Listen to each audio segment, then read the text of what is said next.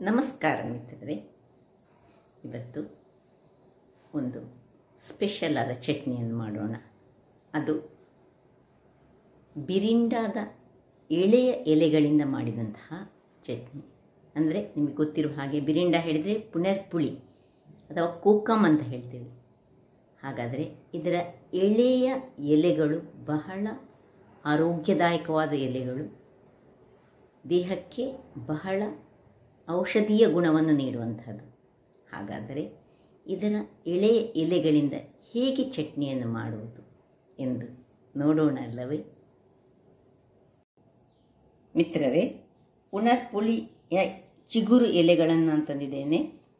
ಇದರ ಚಟ್ನಿಯನ್ನು ಮಾಡ್ತಿದ್ದೇನೆ ನೋಡಿ. ಇದು ಚಿಗುರು, ಖಾಲಿ ಚಿಗುರುಗಳನ್ನು ತರಬೇಕು, ದೊಡ್ಡ ದೊಡ್ಡ ಎಲೆಗಳಲ್ಲ. ಸೊ ಪುನರ್ಪುಳಿ ಚಿಗುರಿನ ಇವತ್ತು ಚಟ್ನಿಯನ್ನು ಮಾಡ್ತಿದ್ದೇವೆ. ನಾವು ಕರಾವಳಿಗರು ಹೆಚ್ಚಾಗಿ ಇದನ್ನು ಮಾಡ್ತೇವೆ, ದೇಹಕ್ಕೆ ಬಹಳ ಉತ್ತಮ. ಇಲ್ಲಿ ನೋಡಿ, ಒಂದು ಬೌಲ್ನಲ್ಲಿ ತೆಂಗಿನ ತುರಿ ತೆಗೆದುಕೊಂಡಿದ್ದೇನೆ ನಾನು. ಒಂದು 100 ಗ್ರಾಮ್ಸ್ನಷ್ಟು ತೆಂಗಿನ ತುರಿ, ಒಂದು ಹಿಡಿಯಷ್ಟು ಈ ಬಿರಿಂಡ ಅಂದರೆ ಪುನರ್ಪುಳಿ ಎಲೆಯ ಎಲೆಗಳು, ಚಿಗುರುಗಳು.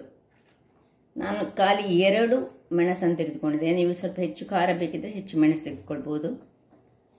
ಸಣ್ಣ ತುಂಡು ನೀರುಳ್ಳಿ, ನಾನು ಸಾಂಬಾರು ನೀರುಳ್ಳಿ ತೆಗೆದುಕೊಂಡಿದ್ದೇನೆ. ಈ ಸಾಂಬಾರು ನೀರುಳ್ಳಿಯಲ್ಲಿ ಅನೇಕ ಆರೋಗ್ಯಕರ ಗುಣಗಳಿವೆ, ಅದರಿಂದಾಗಿ ಇದನ್ನು ಯೂಸ್ ಮಾಡಿದರೆ ಬಹಳ ಉತ್ತಮ. ಇಲ್ಲದಿದ್ದರೆ ನಾವು ಸಾಮಾನ್ಯ ನೀರುಳ್ಳಿಯನ್ನು ಮಾಡ್ತೇವೆ. ಅದೇ ಒಂದು ದೊಡ್ಡ ಬೆಳ್ಳುಳ್ಳಿ, ಒಂದು ಪಾಡ್, ಮತ್ತು ಒಂದು ಅರ್ಧ ಚಮಚದಷ್ಟು ಜೀರಿಗೆ. ಈಗ ಮೊದಲಿಗೆ ನಾವು ಒಂದು ಗ್ಯಾಸನ್ನು ಉರಿಸಿ ಒಂದು ಬಣಾಲೆಯಲ್ಲಿ ಇಟ್ಟುಕೊಂಡು ಇದರಲ್ಲಿ ಒಂದು ಅರ್ಧ ಸ್ಪೂನಿನಷ್ಟು ತುಪ್ಪವನ್ನು ಹಾಕೊಳ್ಳೋಣ.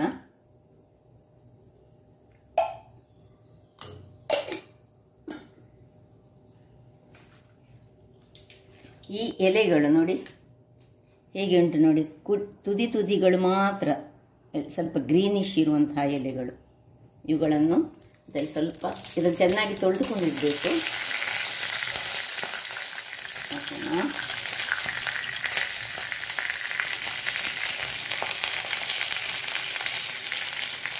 ದಂಟುಗಳು ಬೇಡ. ಇಲ್ಲಿ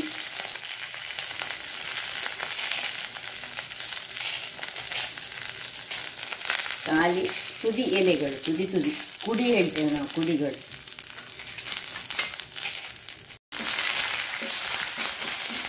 ಸ್ವಲ್ಪ ಸಣ್ಣ ಉರಿಯಲ್ಲಿ ಇದನ್ನು ಸ್ವಲ್ಪ ಬಾಡಿಸಿಕೊಳ್ಬೇಕಂದ್ರೆ ಇದರ ಹಸಿ ವಾಸನೆ ಹೋಗುವ ತನಕ ನಾವು ಬಾಡಿಸಿಕೊಳ್ಬೇಕು. ಇಲ್ಲಿ ಬೆಳ್ಳುಳ್ಳಿ ಮತ್ತು ನೀರುಳ್ಳಿ ಉಂಟಲ್ಲ, ಅದು ಆಪ್ಷನಲ್. ನಿಮಗೆ ಬೇಡದಿದ್ದರೆ ಹಾಕೊಳ್ಳದಿದ್ದರೆ ಸಹ ತೊಂದರೆ ಇಲ್ಲ. ಬಹಳ ಆರೋಗ್ಯಕರವಾದ ಈ ಒಂದು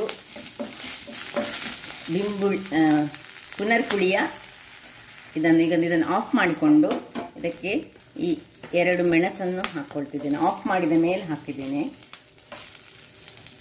ಒಂದು ಬೆಳ್ಳುಳ್ಳಿ, 2 ಸಾಂಬಾರು ನೀರುಳ್ಳಿ ಹಾಕಿದ್ದೇನೆ, ಮತ್ತು ಸ್ವಲ್ಪ ಜೀರ, ಅರ್ಧ ಚಮಚದಷ್ಟು ಜೀರ ಹಾಕೊಂಡಿದ್ದೇನೆ. ಹಾಗೂ ಈ ತೆಂಗಿನ ತುರಿಯನ್ನು ಸಹ ಇದರಲ್ಲಿ ಹಾಕಿ ಸ್ವಲ್ಪ, ಏನು ಫ್ರೈ ಬೇಡ, ಇದು ಆಫ್ ಮಾಡಿಕೊಂಡಿದ್ದೇನೆ ನಾನು ಬಾಣಲೆಯನ್ನು. ಇದರ ಬಿಸಿಯಲ್ಲಿ ಇದು ಸ್ವಲ್ಪ ಬಿಸಿ ಆಗಲಿ. ಇನ್ನು ಇದು ಸ್ವಲ್ಪ ತಣ್ಣಗಾಗಲಿಕ್ಕೆ ಇದನ್ನು ಬಿಡೋಣ. ನೋಡಿ ಮಿತ್ರರೇ, ಇದೀಗ ತಣ್ಣಗಾಗಿದೆ ನೋಡಿ. ಇದಕ್ಕೆ ಹುಳಿ ಹಾಕಲಿಕ್ಕಿಲ್ಲ, ಯಾಕೆ ಹೇಳಿದ್ರೆ ಈ ಎಲೆಯಲ್ಲಿಯೇ ಹುಳಿಯ ಅಂಶ ಇರ್ತದೆ. ಅದರಿಂದಾಗಿ ಇದನ್ನು ಸಣ್ಣ ಒಂದು ಮಿಕ್ಸಿ ಜಾರಿಗೆ ಹಾಕಿ ಆ್ಯಸ್ ಯೂಶುವಲ್ ಆಗಿ ನಾವು ಮಾಡುವಾಗ ಚಟ್ನಿಯನ್ನು ಸ್ವಲ್ಪ ನೀರನ್ನು ಹಾಕ್ಕೊಂಡು ಮಾಡೋಣ.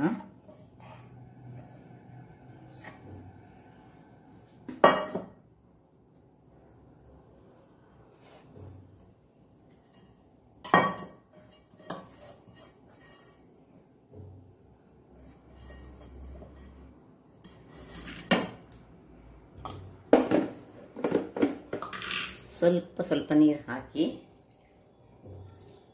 ನನಗೆ ನಾನು ಮಿಕ್ಸಿ ಮಾಡಿ ತರ್ತೇನೆ. ನೋಡಿ ವೀಕ್ಷಕರೇ, ಇಷ್ಟು ಆಗಿದೆ. ಇಷ್ಟು ಆಗುವಾಗ ನನಗೆ ಆಗ ಉಪ್ಪು ಹಾಕಲಿಕ್ಕೆ ಮರ್ತೋಯಿತು. ಸ್ವಲ್ಪ ಉಪ್ಪನ್ನು ಹಾಕ್ಕೊಂಡು ಈಗ ಹುಳಿ ಅಂಶ ಕರೆಕ್ಟ್ ಉಂಟ ನೋಡಿ. ತುಂಬ ಹುಳಿ ಇದ್ದರೆ ನಿಮ್ಮ ಇದು ಸ್ವಲ್ಪ ಬೇಕಿದ್ರೆ ನೀವು ಒಂದು ಚಿಟಿಕೆಯಷ್ಟು ಬೆಲ್ಲವನ್ನು ಹಾಕ್ಕೊಳ್ಬಹುದು. ಇಲ್ಲಿ ನಂದು ಇದು ಅಷ್ಟು ಅಗತ್ಯ ಇಲ್ಲ, ಹುಳಿ ಅಷ್ಟಿಲ್ಲ, ಅದು ಆಪ್ಷನಲ್. ಸೊ ಈಗ ಇದನ್ನು ಇನ್ನೂ ಸ್ವಲ್ಪ ಬೇಕಿದ್ರೆ ಫೈನ್ ಪೇಸ್ಟ್ ಮಾಡಿ ನೀವು ನೀರು ಮಾಡಿ ಸಹ ಅನ್ನದ ಜೊತೆ ಕಲಸಿ ತಿನ್ಬೋದು, ಅಥವಾ ಇಷ್ಟೇ ಮಾಡಿ ಸಹ ನೀವು ಬೇಕಿದ್ರೆ ಇದಕ್ಕೆ ಒಂದು ಒಗ್ಗರಣೆ ಕೊಡಲಿಕ್ಕೆ ಉಂಟು. ಚಟ್ನಿ ಇದು ಇಡ್ಲಿ ಒಟ್ಟಿಗೆ ದೋಸೆ ಒಟ್ಟಿಗೆ ಈ ಹದದಲ್ಲಿ ಸಹ ತಿನ್ಬೋದು. ನಾನು ಸ್ವಲ್ಪ ನೀರು ಮಾಡಿಕೊಳ್ತೇನೆ, ಅನ್ನದೊಟ್ಟಿಗೆ ಕಲಸಿ ತಿನ್ನಲಿಕ್ಕೋಸ್ಕರ ನೀರು ಮಾಡ್ತಾ ಇರ್ತೇನೆ.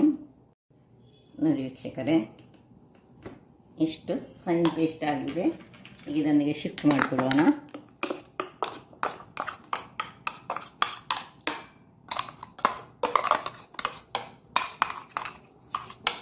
ಆಗ ನಿಮಗೆ ಬೇಕಿದ್ದಷ್ಟು ನಾನು ಸ್ವಲ್ಪ ನೀರು ಮಾಡಿಕೊಂಡು ಈಗ ಅದಕ್ಕೊಂದು ಒಳ್ಳೆಯ ಒಗ್ಗರಣೆಯನ್ನು ಕೊಡ್ತಿದ್ದೇನೆ. ನೋಡಿ,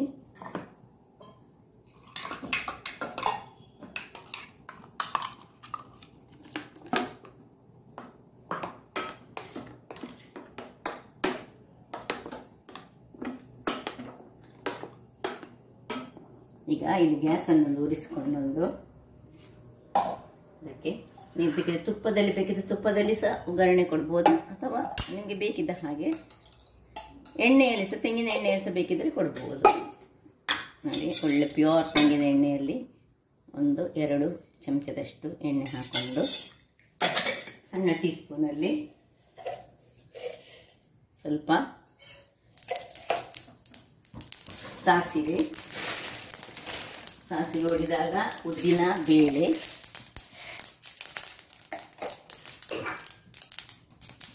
ಕರಿಬೇವಿನ ಸೊಪ್ಪು,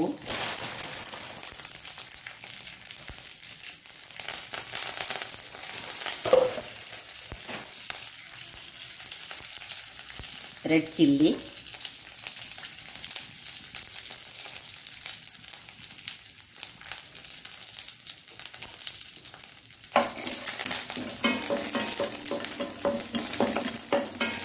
ಸ್ವಲ್ಪ ಹಿಂಗನ್ನು ಹಾಕೊಳ್ಳೋಣ.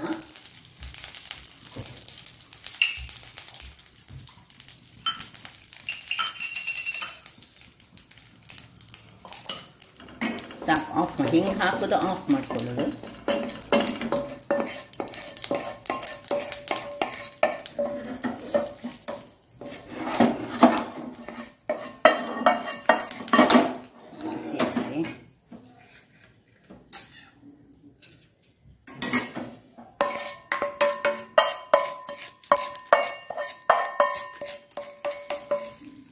ತುಪ್ಪದಲ್ಲಿ ಒಗ್ಗರಣೆ ಕೊಟ್ಟರೆ ಒಳ್ಳೆಯದಾಗ್ತದೆ.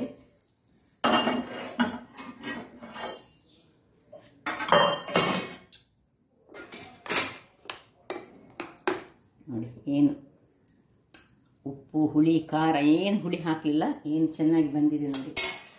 ನೋಡಿದ್ರಲ್ಲ ವೀಕ್ಷಕರೇ, ಒಂದು ಆರೋಗ್ಯಭರಿತವಾದ ಈ ಒಂದು ಪುನರ್ಪುಳಿಯ ಅಂದರೆ ಬಿರಿಂಡಾದ ಒಂದು ಚಟ್ನಿ ಯಾವುದು ಅನ್ನದ ಜೊತೆ ಕಲಸಿ ತಿನ್ಬೋದು, ಅಥವಾ ದೋಸೆ ಆಗಲಿ ಇಡ್ಲಿ ಆಗಲಿ ಆಪ ಆಗಲಿ ಯಾವುದಕ್ಕೂ ಸಹ ಇದು ಸೂಟ್ ಆಗ್ತದೆ. ಅಲ್ಲದೆ ನಾನು ಹೇಳಿದ ಹಾಗೆ ಆರೋಗ್ಯಕ್ಕೂ ಬಹಳ ಉತ್ತಮ. ಹಾಗಾದರೆ ನನ್ನ ಈ ಕುಕಿಂಗ್ ಚಾನಲ್ ನಿಮಗೆ ಇಷ್ಟ ಆದರೆ ಬೋಳೂರು ಸುವರ್ಣ ಚಾನಲನ್ನು ಲೈಕ್ ಮಾಡಿ, ಶೇರ್ ಮಾಡಿ ಹಾಗೂ ಸಬ್ಸ್ಕ್ರೈಬ್ ಮಾಡಿ, ಹಾಗೂ ನನ್ನ ಇನ್ಸ್ಟಾಗ್ರಾಮ್ ಪೇಜನ್ನು ಫಾಲೋ ಮಾಡಿ. ಧನ್ಯವಾದಗಳು.